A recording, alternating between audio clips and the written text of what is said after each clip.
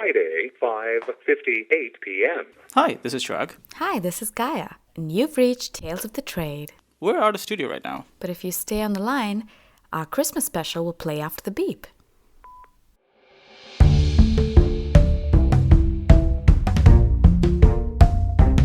So, hello Gaya. Hi, Chirag. What Merry are we Christmas! doing? Merry Christmas! Merry Christmas! This is a very exciting episode. First of all, we're smack dab in the middle of our season, which is pretty amazing. Yeah, it's a cause of celebration, right? Also, Christmas is around the corner, and it's just such a nice time to sort of look back at, all the things we've learned so far through the season and all the amazing guests we've had, and just sort of run the highlight reel. I think one of the things that we've noticed as we've gone through the season is how important some of these businesses are to the communities that they represent. Absolutely. It's a great time to then just take a step back and celebrate the businesses and their communities. I think one of the things that I would really like us to get into today is what the commonalities are between all our guests, because we've obviously discussed every interview in detail after the fact, and we've sort of deconstructed it, and we've always come back with this person and that person have this same sort of perspective or habits in a way in terms of dealing with things. So let's talk a little bit about that, because that's pretty cool to see so many people achieving different things in different fields, having so many things in common. Yeah, I think it's also interesting, the show in a way has also evolved as we've done this. When we were talking over the summer about how we wanted to format the show and talk about the show, do this crisscross between looking at some of these businesses and telling their stories, but focusing on the entrepreneur and what it takes to be an entrepreneur. And while we have a specific focus on, Dubai businesses, but there was a larger story in there, right? What are some of the things that make an entrepreneur? We saw similar themes with community, with locations, with teams, and that kept coming up again and again and again. And so we've tried to highlight that, all through the show. And what we've also done, which I really enjoy doing as well, is trying to look at each story and kind of thinking, okay, what was special about this entrepreneur? What made them different compared to the other ones we've got? So there are common traits, but then there are some things that are unique to them. One of the things that I would say maybe the Surf House and Courtyard Playhouse have in common is this brilliant location that they have put so much love into. And it's actually very much the heart of their business. And it's wonderful to see how the space itself embodies the mission as much as the people who are running the business. And you definitely feel that, right? When you walk into the Surf House, whether it's the cafe or you go into the Courtyard Playhouse, and you just immediately are transported into their world and their vision. And it's so fascinating to me. It's so driven by what their niche is, right? Everything is conformed by the fact that the Surf House is catering to a surf community and Courtyard is catering to the theatre. So my name is Ronan Dennehey. I've been in Dubai about 4.5 years, and I've been involved in theatre since, I guess, pretty much since I arrived, primarily with Danu Dubai. Probably done about 5 or 6 shows maybe since then. A couple were in Ducktack, but we've done personally, I've probably done about 3 shows that were produced in the Courtyard Theatre. When I went there, my first impression was this is a real theatre in many ways. You go up this narrow staircase, which turned in on itself, and then you came into this space, maybe no more than 50, 60 seats. And then backstage again, it's just these personal touches, I guess, that they've made the effort with. The green room, if you will, is it's really nicely done. It's really homely. They have the lights around the mirrors, and it's actually quite a nice space. So when you are waiting, and invariably you're a little bit nervous, it's just everything feels kind of, I suppose it's just a nice atmosphere to work in. And I think for the audience as well, because I've obviously gone to see a number of shows there as well, it's a really, really nice experience. As well as the seats, they put some beanbags around the place as well. And again, it's just getting back to that sense of home and just being comfortable there. They'll serve you some popcorn and coffee and chocolates. I think every one of our guests has a very deep connection with the space they work in. And actually, I feel like it's spoken about so less in terms of the entrepreneurial space and what they normally focus on in terms of interviews, etc. There's always talk about attitude and teamwork and hustle and hard work and all of that. But, where you work, where you show up to every day is not something that's talked about a lot. So it was really great, actually, that we we kind of used each person's space as our satellite space for our podcast, because we got to experience these lovely, environments that were created by the minds that were behind these businesses. So it was incredible. I would add here as well, this is a little bit of the secret sauce. When we initially started planning, we were contemplating, right, which way we would do this. If we would sort of set up the studio and get everybody in there versus doing something else. Initially, we picked going to where they are out of convenience. Yes. Because it was easier to schedule and it was just easier. But I think after the first couple of them was very intentional because the energy was just different. Absolutely. When they're in their space where they're fueled by their creativity and they're fueled by that passion that they're running after. And the familiarity, the familiarity of the space is important for the comfort level. Yeah, it stops becoming this formal interview and starts to become this conversation about passion and conversation about everything that they've been doing from day one. Even Sally, with Sally's, we were in her home. First of all, the fact that she was gracious enough to have us in her home.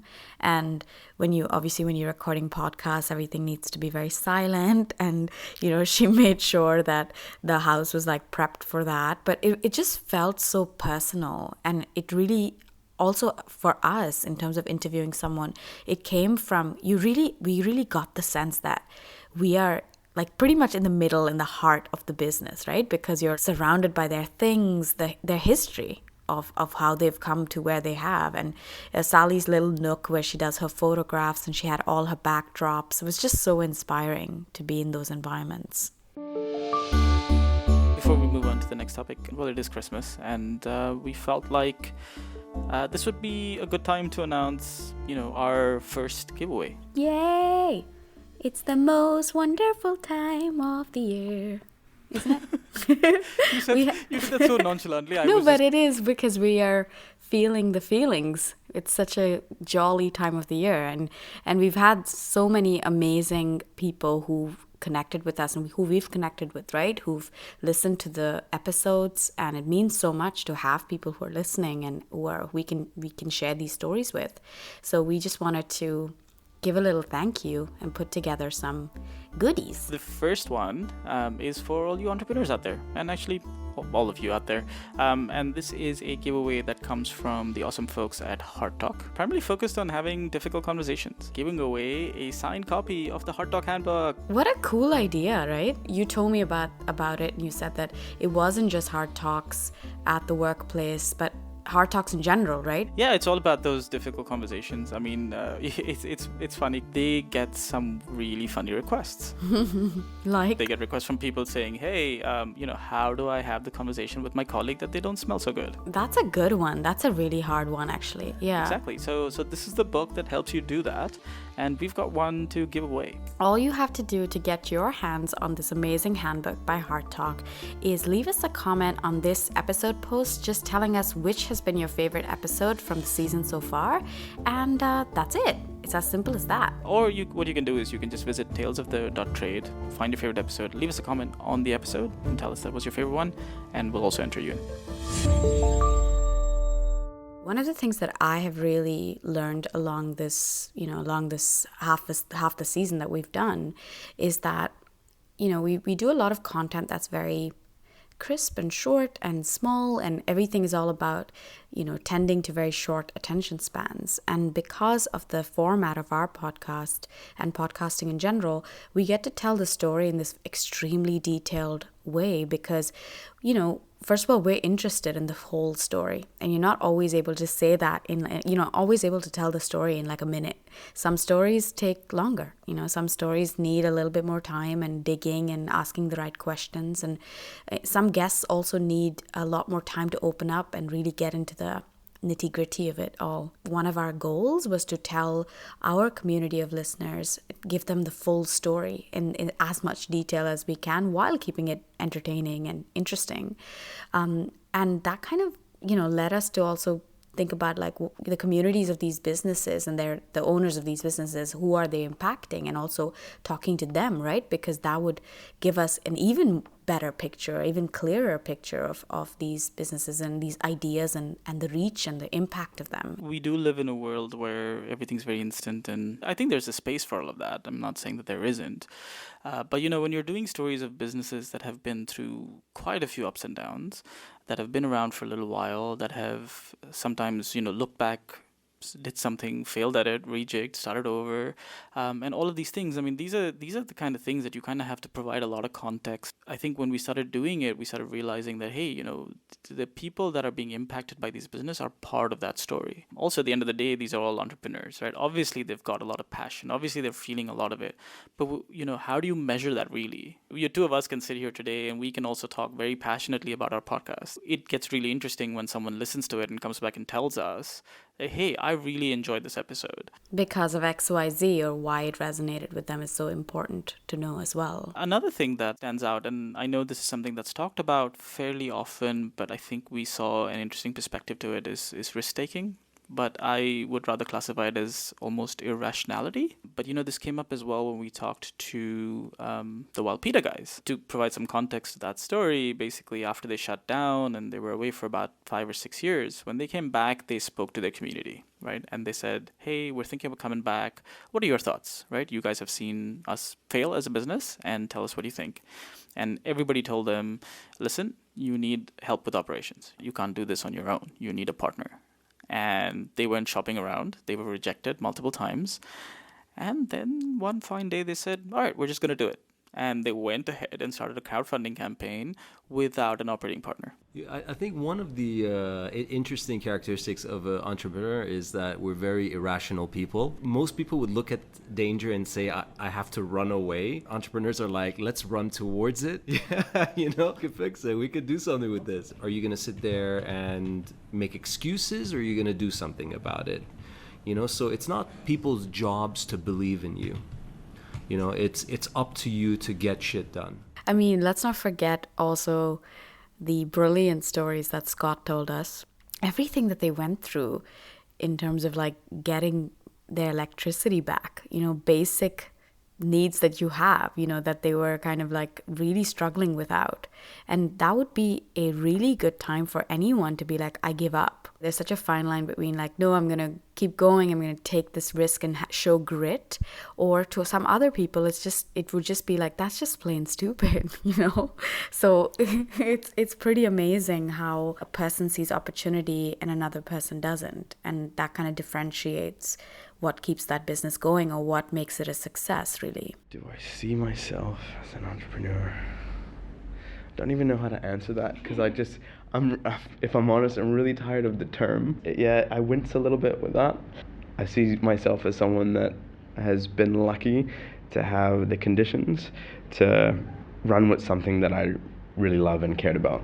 And at times against the odds, because I had family and friends close to me that, in those darker times, or just the more challenging years, to say that realistically, maybe there's a reason no one else is doing a surf business in Dubai, and I just had a different idea, and I'm stubborn like that.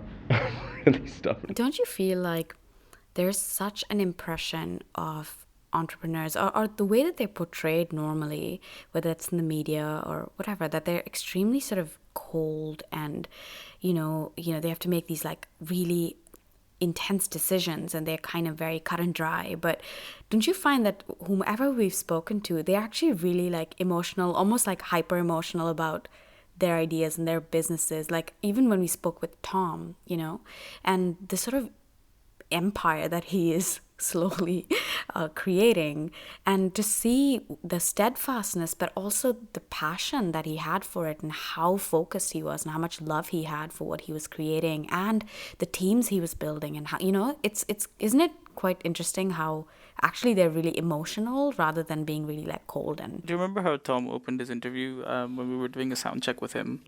Yeah, sorry. Yeah, okay. When I get excited, I talk really loud. So just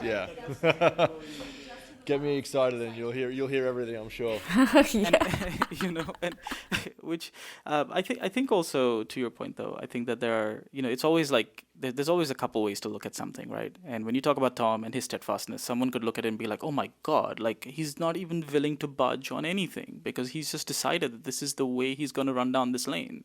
But there's another way to run this lane. Of course there is, right? There are tons of other ways to create restaurants and cafes and whatever.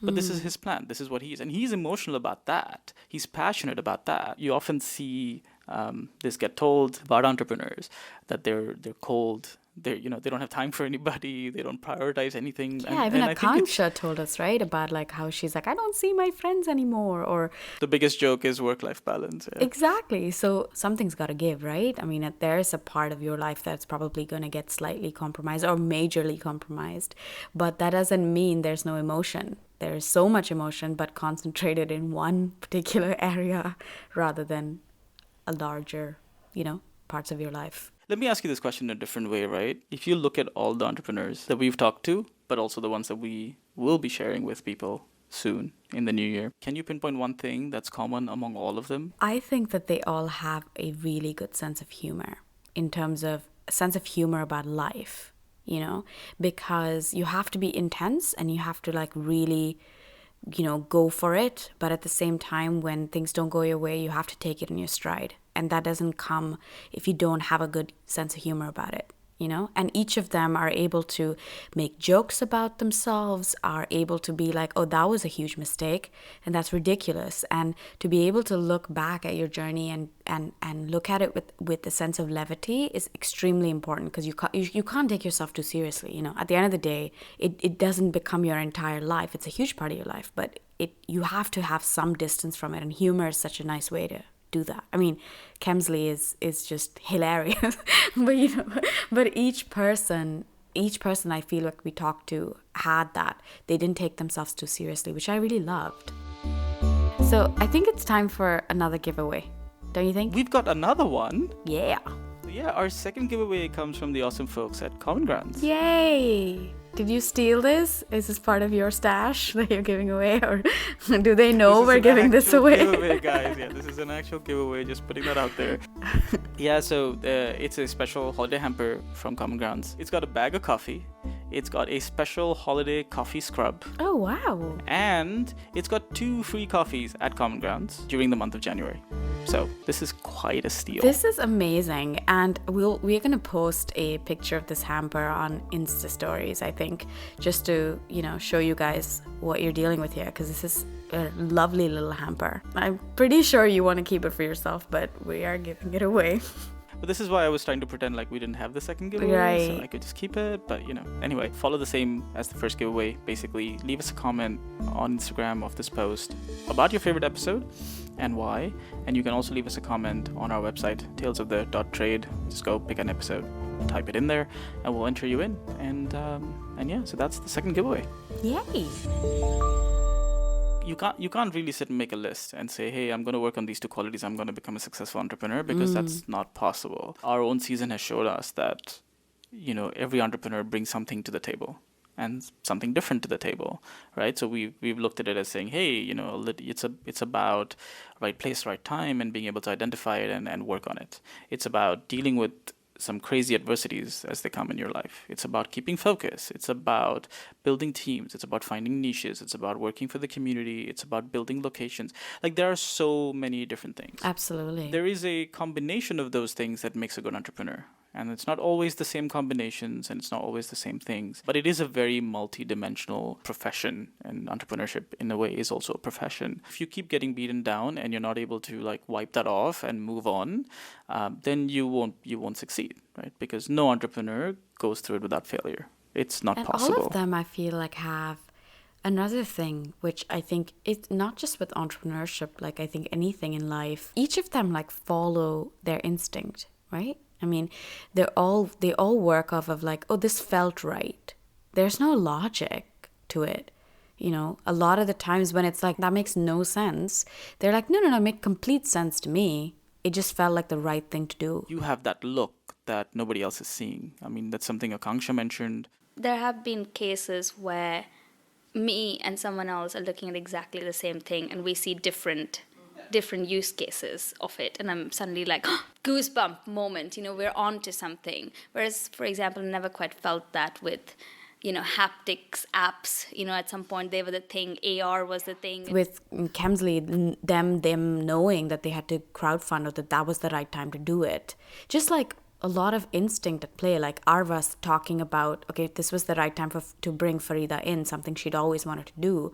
There's so much of that instinct game at play there, and to base your entire efforts on a feeling, like you're really leading with your instinct, which I think is pretty cool and takes a lot of guts. And I think also, I mean, you talk about logic, but I think a lot of times what happens is, instinctively it's right, and then the word logic comes afterward. Absolutely. Then you sit there and then you like work through it, or you hand it off to somebody else or a partner or whatever, a co-founder or whatever it is, and who sits there and then process it and be like, hey, by the way, you were right, because I've actually put the numbers down, or I've actually like worked it out, and it turns out you're right. But a lot of it comes from instinct, and I think a lot of that as well comes from, it's this combination of that level of deep passion. You're so obsessed by this thing that instinctively you can tell when something feels right and when something doesn't. It's like falling in love. Oh dear God.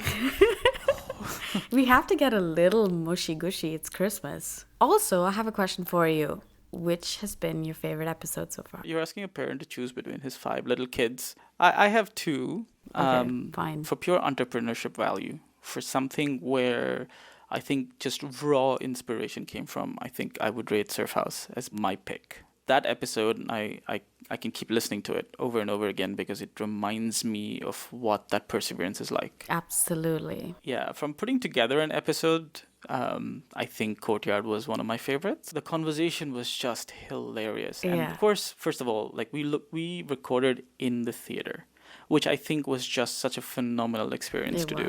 It was. Right. And then, we had 2 guests who were just, sense of humor up the top, talking about the funniest things, cheeseburgers thrown at heads, and potential employees who saw spirits. Like, the range was insane, right? It was truly theatrical. Very theatrical. And I think so from a theater value, but also I think from an impact value. I went to see one of the shows. I spoke to Podraig Downey, who works in drama at the GEM School here in Dubai. And he's currently working on a production of Beckett's Endgame. Nice. Which will be staged at the Courtyard. I've said it before and I'll say it again and again and again because it needs to be said because they need support. We all need support. But the Courtyard are really a lifeline for the theatre community here. It's actively growing the theatre scene here. It's a constant because many theatre groups come and go. We've seen so many people come and go over the last number of years. I've been in Dubai 8 years.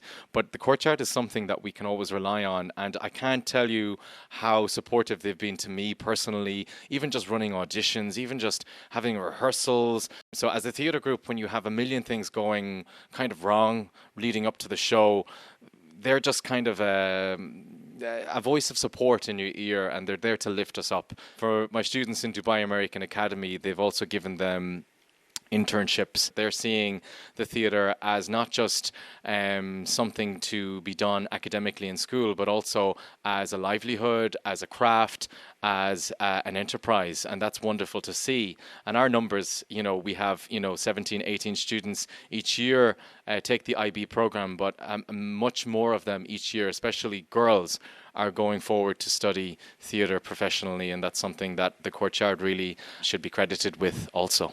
And I think just listening to all of that, listening to the feedback we got on the episode, listening to all the people talking about Courtyard in the last couple of weeks has just been phenomenal. Courtyard is it holds a very special place in my heart too, because I've been going there for so many years, and I've sort of seen their story shape up as one of their patrons, and I've performed in one of their grassroots reviews, and then to actually find out things that I didn't know about them during our interview was so interesting and fascinating. And as you said, it was just fun. It was just so much fun. We laughed a lot. Almost parts of it were unusable because we were just laughing through.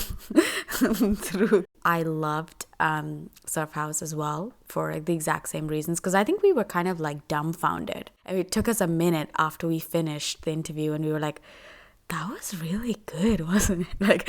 We didn't know what we were walking into, and I love those kinds of interviews. I loved Akanksha's story and Socialize because, first of all, it was like the first interview we did together. And so it was special for me because it was like, what a way to start, you know, recording together and creating these episodes.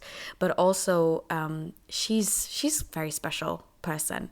And, you know, when you first meet her, you think, oh, she's like really light and energetic. And she's got like she's very like friendly, you know. And as you get to know her, you're like, whoa, she's really, she can be extremely like intense and steadfast and, you know, like a real champion.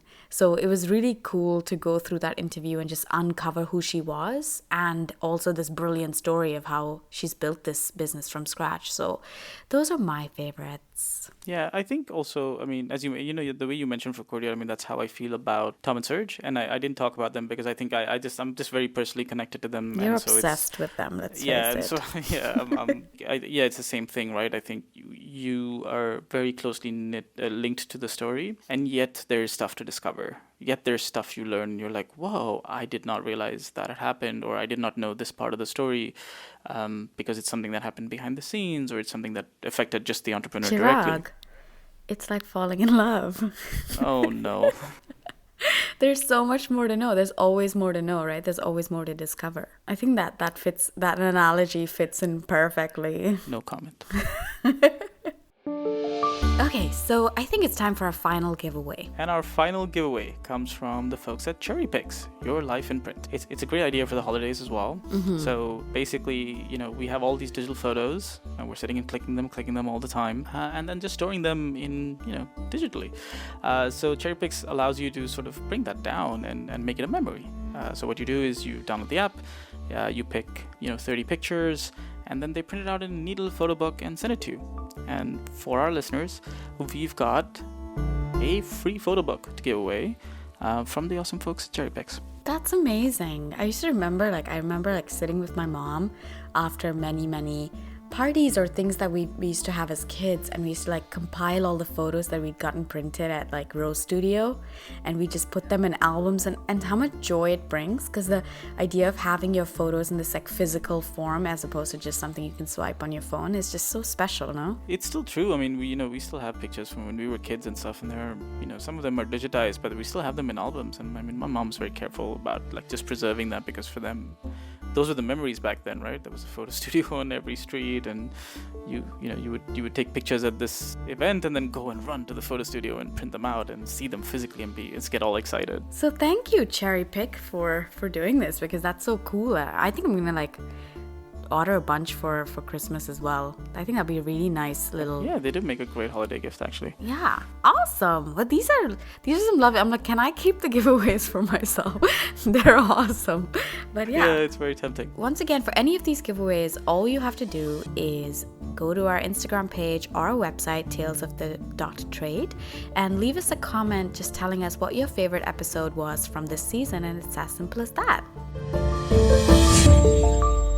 All right, so I think that's all we've got for this episode. It was really fun to look back, and super excited for what's to come, and we'll be making some announcements about those episodes to come very soon. We hope you all have, you all have an enjoyable a very holiday Merry season. Christmas, yes, and a Happy New Year.